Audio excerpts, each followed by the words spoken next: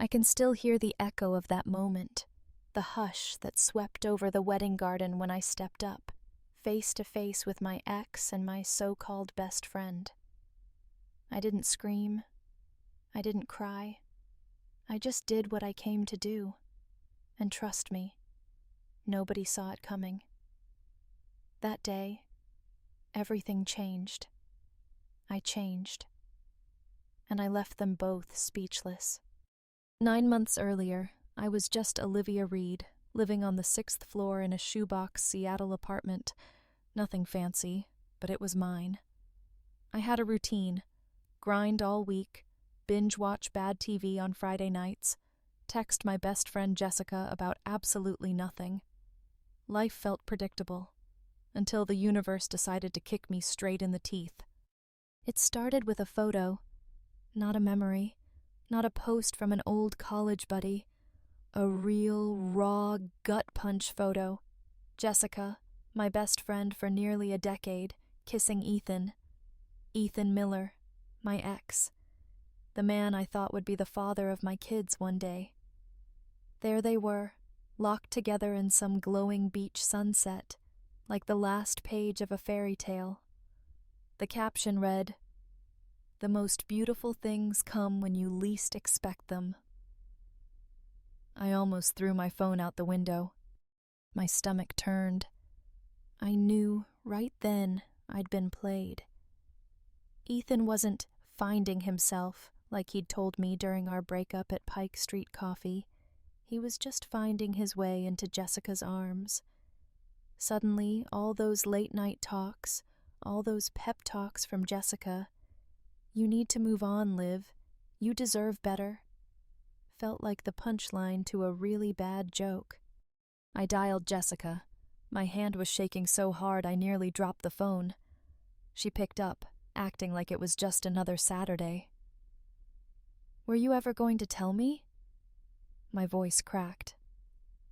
Silence. Then, "Liv, I was going to call you this weekend. It's not what you think." Yeah, right. The whole "it just happened" routine. She finally confessed they'd been together for 3 months. 3 months. While I was still crying over Ethan, while she was sitting in my living room, telling me to let go. The betrayal just kept sinking deeper, like ice water poured into my veins. After I hung up, everything shut down. I ghosted friends, let my boss think I was too burned out to show up for work, and turned my phone off for weeks. I made a new Instagram, just to stalk their happiness from afar. Every post, every "you are my home" caption felt like another knife in my ribs. Jessica wore the beanie I gave her last Christmas. Ethan took her to Portland, the place he and I celebrated our 2-year anniversary. My own life blurred around the edges. I stopped eating, stopped showering, stopped being anyone at all. Then one Saturday, my brother Nathan drove all the way from Tacoma, banged on my door and told me, "Liv, you survived Mom's cancer. You made it through everything. Don't let these two destroy you." He dragged open my curtains, made coffee, and just sat there, refusing to leave until I promised to try. I don't remember what I said. But that night, for the first time in weeks, I let myself believe I could start over. So I did. I started with the tiny things, took out the trash, scrubbed my shower, threw away anything that reminded me of Ethan or Jessica. I even called up my old therapist. The first few sessions, I barely spoke. She just sat with me, letting me be broken, until I finally said out loud, "I want to move on. I want my story back." I got an offer to transfer to Portland. For a second, I hesitated. Ethan used to be my reason to stay in Seattle. Now he was my reason to go. I packed up, moved, and told myself this was my chance to become someone new. I met Claire at my new office, a wild, curly-haired creative who never sugarcoated anything.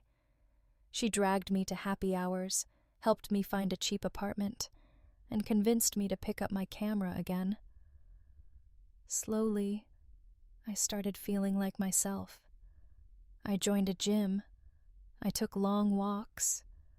I even tried meditation, though mostly I just fell asleep. Then, one rainy Friday, I met Julian. We argued about architecture at a gallery, ended up at a jazz bar, and talked till midnight. Julian wasn't like Ethan. He didn't try to fix me or make empty promises. He listened. He laughed at my sarcasm. He never asked about Jessica or Ethan. He just wanted to know what made me happy. Now. It felt safe, real. A few months passed. I was offered a big promotion. Creative director, Europe. Berlin, of all places. I took it, packed my life in 3 suitcases, and landed in a city I barely knew. I rented a sunny apartment with creaky floors and a balcony that overlooked a park. On weekends, Julian and I explored flea markets and cooked pasta from scratch.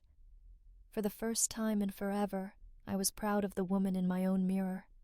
Then, out of nowhere, came the wedding invitation. A thick, fancy envelope slipped under my new Berlin door. Jessica Evans and Ethan Miller request the honor of your presence.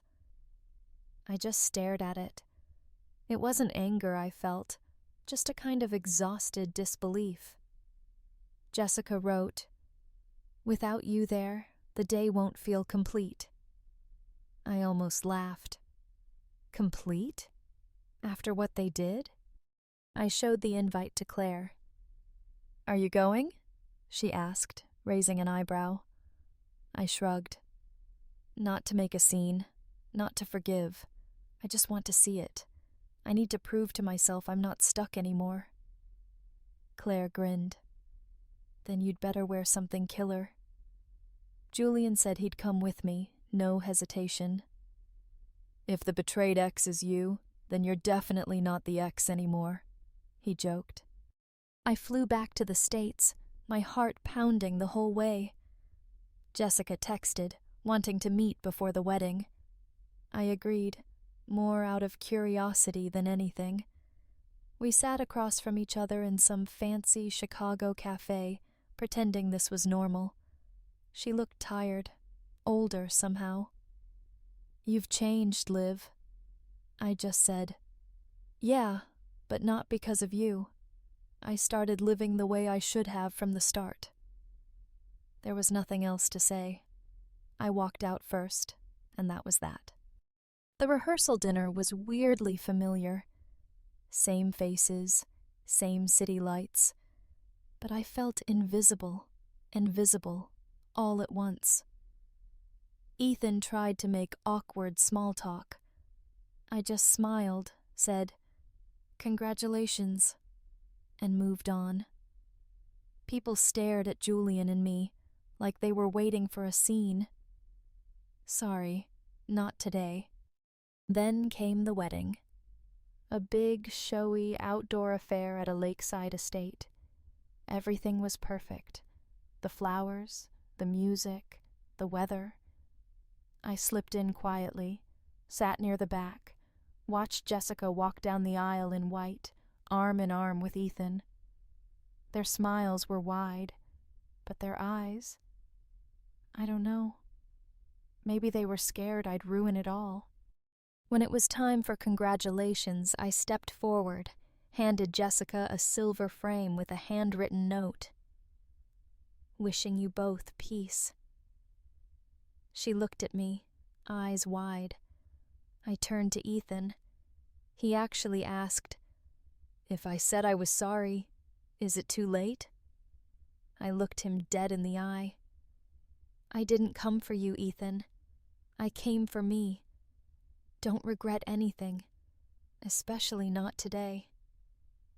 Then I nodded, took Julian's arm, and walked away before the first dance. As the car pulled onto the highway, the city lights fading behind us, I realized there was nothing left to hold on to. No anger, no hope, just me. Finally free. I didn't need them to see me happy. I didn't need them to understand. My story belonged to me again. So, who would you show up for?